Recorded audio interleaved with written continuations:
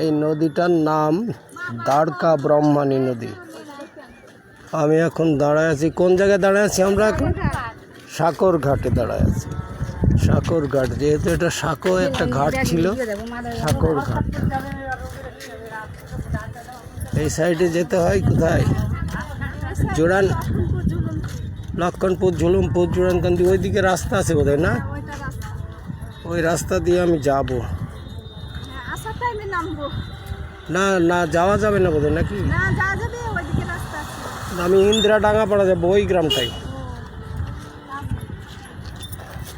এই নদীতে কত গোসল করেছি, বালি তুলেছি, খেলা করেছি।